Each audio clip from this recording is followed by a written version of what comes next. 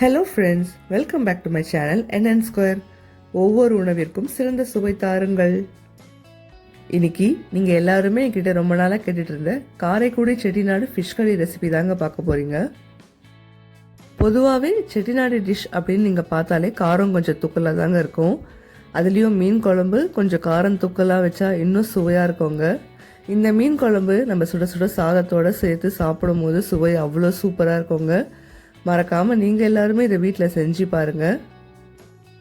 இந்த மீன் குழம்பு வைக்கிறதுக்கு ஒரு அரை மணி நேரம் இருந்தாலே போதுங்க. வீட்டில் இருக்கிற இன்க்ரீடியன்ட்ஸ் வச்சே பண்ணிடலாம்.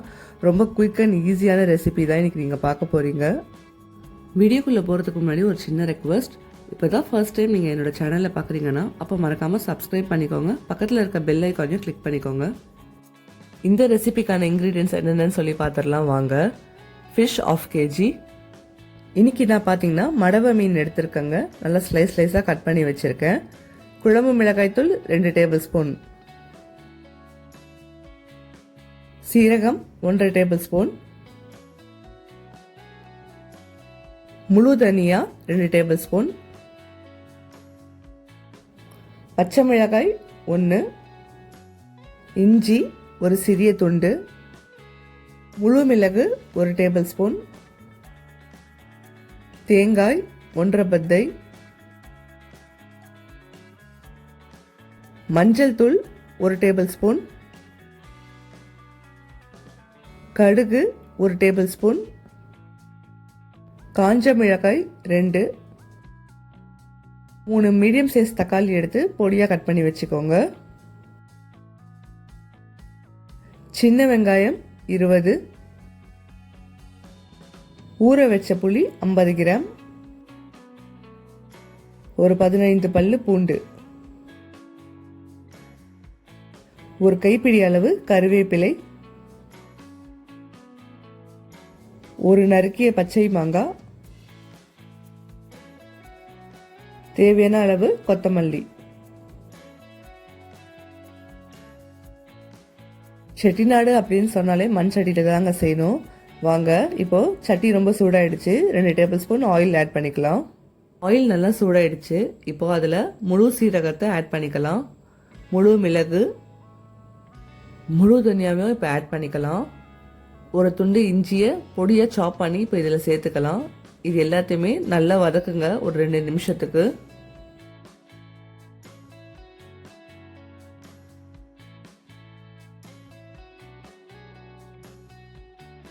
இப்போ நல்லா வதக்கியாச்சு இல்லையா? இப்போது தேவையான அளவு வெங்காயத்தை ஆட் பண்ணிக்கலாம். இந்த வெங்காயத்தை சேர்த்துட்டு இதையே நல்லா ஒரு 1 நிமிஷத்துக்கு நல்லா வதக்குங்க.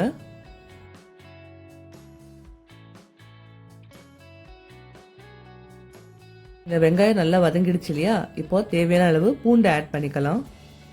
இது கூடவே ஒரு கைப்பிடி அளவு கருவேப்பிலையை ஆட் பண்ணிக்கலாம். செட்டிநாடு டிஷ் அப்படின்னு நீங்கள் எடுத்துட்டாலே நிறைய கருவேப்பிலையை ஆட் பண்ணணுங்க. அப்போ தான் டேஸ்ட்டு ரொம்ப சூப்பராக இருக்கும். இப்போ இதையும் ஒரு 2 மினிட்ஸ்க்கு நல்லா சாட்டே பண்ணுங்கள்.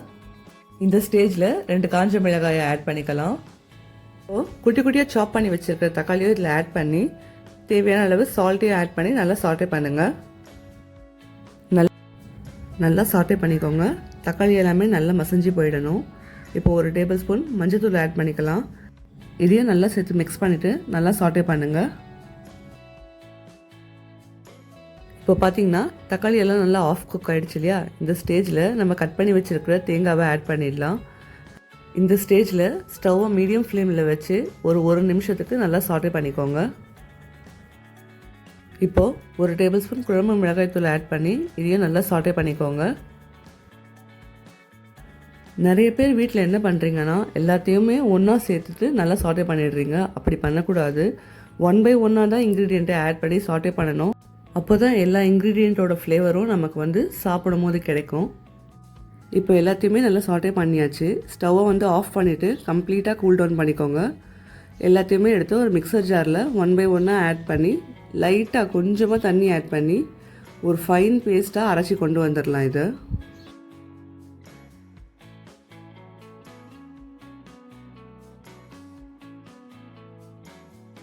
சில பேர் பார்த்திங்கன்னா நிறைய தண்ணி ஆட் பண்ணி ரொம்ப தண்ணியாக அரைச்சி கொண்டு வந்துடுவாங்க. அப்போ குழம்புக்கு நல்லா இருக்காது. இந்த கன்சிஸ்டன்சியில் இருக்கணும். அப்போ தான் டேஸ்ட்டு சூப்பராக இருக்கும். வாங்க இப்போ ஃபிஷ் கறியை ரெடி பண்ணிடலாம். ஒரு மண் சட்டியில் 2 டேபிள் ஸ்பூன் நல்லெண்ணெயை ஆட் பண்ணிக்கோங்க. எண்ணெய் நல்லா சூடான உடனே கடுகு உளுத்தம் பருப்பை உள்ளே சேர்த்துக்கலாம். இது கூடவே நம்ம பொடியாக சாப் பண்ணி வச்சுருக்கிற பூண்டையும் உள்ளே ஆட் பண்ணி ஒரு 2 மினிட்ஸ்க்கு நல்லா சாட்டே பண்ணிக்கோங்க. நான் முன்னாடியே சொன்ன மாதிரி செட்டிநாடு டிஷ் அப்படின்னாலே கருவேப்பிலை நிறைய இருக்குங்க. இப்போ அதையும் ஆட் பண்ணிக்கலாம். கூடவே சின்ன வெங்காயத்தையும் ஆட் பண்ணி நல்லா சாட்டே பண்ணிக்கோங்க ஒரு 2 மினிட்ஸ்க்கு. மீன் குழம்புக்கு எப்போவுமே சின்ன வெங்காயத்தை முழுசாக தாங்க சேர்க்கணும், சாப் பண்ணக்கூடாது. அதை எண்ணெயிலேயே அது நல்லா வதங்கி வரும், அப்போ தான் அதோட ஃப்ளேவர் வந்து சூப்பராக இருக்கும். இப்போது தக்காளியும் ஆட் பண்ணிக்கலாங்க. ஆட் பண்ணிவிட்டு நல்லா சாட்டே பண்ணிக்கோங்க. இப்போது பார்த்தாலே உங்களுக்கு தெரியும் வெங்காய தக்காளி எல்லாமே நல்லா வதங்கிடுச்சு. இந்த ஸ்டேஜில் நம்ம பச்சை மிளகாயை ஆட் பண்ணிக்கலாம். இப்போ இதையும் சேர்த்து நல்லா சாட்டே பண்ணிக்கோங்க. எனக்கு ரொம்ப ஸ்பைஸியாக வேண்டாம், ஒரு மீடியமாக இருந்தால் போதும் அப்படின்னு நினைக்கிறவங்க இந்த பச்சை மிளகாவை ஆட் பண்ண வேண்டாம். இப்போது ஒரு டேபிள் ஸ்பூன் குழம்பு மிளகாய்த்தூளை ஆட் பண்ணி இதையும் நல்லா சாட்டே பண்ணிக்கோங்க. ஒரு 2 மினிட்ஸ்க்கு நல்லா சாட்டே பண்ணிவிட்டு அப்புறமா விட்டுருங்க. அந்த எண்ணெய் எல்லாமே மேலே பிரிஞ்சு வரும். இந்த ஸ்டேஜில் ஒரு 1/4 டீஸ்பூன் மஞ்சத்தூளை ஆட் பண்ணி இதையும் ஒரு 2 நிமிஷத்துக்கு சாட்டே பண்ணிக்கலாம். இப்போது இந்த வெங்காய தக்காளி எல்லாமே நல்லா வெந்து வரணும். அதுக்கு கொஞ்சமாக தண்ணி ஆட் பண்ணி நம்ம இந்த மண் சட்டியோட லிட்டை இப்போ க்ளோஸ் பண்ணி குக் பண்ண போகிறோம். ஒரு 5 மினிட்ஸ் கழித்து லிட்டை ஓப்பன் பண்ணி பார்த்தா அந்த மசாலா வெங்காய தக்காளி எல்லாமே நல்லா வதங்கி இருக்குது பாருங்கள். இந்த ஸ்டேஜில் நம்ம வந்து வச்சுருக்கிற புளி தண்ணியை ஆட் பண்ணி நல்லா மிக்ஸ் பண்ணி விட்டுக்கலாம். இப்போது நம்ம அரைச்சி வச்சுருக்கிற பேஸ்ட்டையும் இதில் ஆட் பண்ணி இதையும் சேர்த்து நல்லா மிக்ஸ் பண்ணி விட்டுக்கோங்க. இது கூடவே உங்கள் குழம்புக்கு எவ்வளோ திக்னஸ் வேணுமோ அந்த அளவுக்கு தண்ணி ஆட் பண்ணிக்கோங்க. எல்லாத்தையுமே மிக்ஸ் பண்ணிவிட்டு ஒரு தடவை டேஸ்ட்டு பார்த்துக்கோங்க, உப்பு காரம்லாம் கரெக்டாக இருக்கான்னு சொல்லிவிட்டு. இப்போது இந்த மண் சட்டியோட லிட்டை க்ளோஸ் பண்ணிடலாம். நல்லா கொதித்த பிறகு நம்ம ஓப்பன் பண்ணி பார்க்கலாம். இப்போ பார்த்தாலே உங்களுக்கு தெரிஞ்சிருக்கும் குழம்பு எப்படி கொதிக்குதுன்னு சொல்லிட்டு. இப்போ ஒரு தடவை நல்லா மிக்ஸ் பண்ணி விட்டுட்டு நம்ம கட் பண்ணி வச்சுருக்கிற மாங்காய் பீசஸை இப்போ இதில் ஆட் பண்ணிக்கலாம். இதையும் நல்லா மிக்ஸ் பண்ணிவிட்டு ஒரு 5 மினிட்ஸ்க்கு நல்லா கொதிக்க விடுங்க. இந்த குழம்பு கொதிக்கும் போதே ஒரு நல்ல அரோமா ஒன்று வரும். அப்போவே உங்களுக்கு நல்லா தெரிஞ்சிருக்கும் மசாலாலாம் எவ்வளோ நல்லா குக்காக இருக்குன்னு சொல்லிட்டு.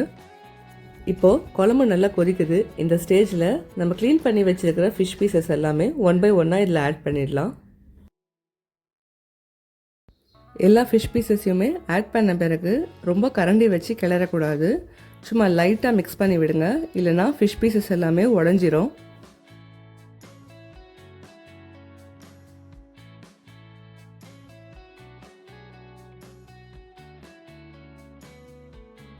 இப்போது ஸ்டவ்வை சிம்லேயே வச்சு ஒரு 5 நிமிஷத்துக்கு நல்லா குழம்ப கொதிக்க விடுங்க. அவ்வளோதான். இப்போ நம்மளுடைய சுவையான செட்டிநாடு ஃபிஷ் கறி ரெடி ஆகிடுச்சு. கொஞ்சமாக கார்னிஷிங்க்கு கொத்தமல்லி இலையை தூவி விட்டு இறக்கிடுங்க. இப்போ பாருங்கள் நம்மளுடைய ஃபிஷ் எப்படி குக்காக இருக்குன்னு சொல்லிட்டு. இந்த சுவையான காரைக்குடி செட்டிநாடு மீன் குழம்பை நீங்களும் வீட்டில் கண்டிப்பாக செஞ்சு பாருங்கள். டேஸ்ட்டு ரொம்பவே சூப்பராக இருக்கும் ஃப்ரெண்ட்ஸ். இந்த மீன் குழம்பை சுட சுட சாதம் கூட சாப்பிடும் போது டேஸ்ட்டு சூப்பராக இருக்கும். இட்லி தோசை எது கூட வச்சு சாப்பிட்டாலும் டேஸ்ட்டு சூப்பராக இருக்கும். நீங்களும் இந்த ரெசிபியை உங்கள் வீட்டில் செஞ்சு பார்த்துட்டு எப்படி வந்ததுன்னு சொல்லி மறக்காமல் கமெண்ட் செக்ஷனில் கமெண்ட் பண்ணுங்கள் ஃப்ரெண்ட்ஸ். இந்த வீடியோ உங்களுக்கு பிடிச்சிருந்தா யூஸ்ஃபுல்லாக இருந்தால் மறக்காமல் உங்களுடைய ஃப்ரெண்ட்ஸ் அண்ட் ஃபேமிலிஸ்க்கு ஷேர் பண்ணி விடுங்க. நம்ம சேனலை சப்ஸ்கிரைப் பண்ணிக்கோங்க, பக்கத்தில் இருக்க பெல் ஐக்கானையும் கிளிக் பண்ணிக்கோங்க. அப்போ தான் நான் போடுற வீடியோஸ் எல்லாமே உங்களுக்கு நோட்டிஃபிகேஷனில் வரும். இந்த வீடியோ உங்களுக்கு பிடிச்சிருந்தா வீடியோக்கு ஒரு லைக் பண்ணிவிடுங்க. இன்னொரு ரெசிபியில் உங்களை மீண்டும் சந்திக்கும் வரை உங்களிடமிருந்து விடைபெறுவது NN2. உங்கள் நாசிரா நயீம். ஒவ்வொரு உணவிற்கும் சிறந்த சுவை தாருங்கள். Keep supporting us. Tata bye by.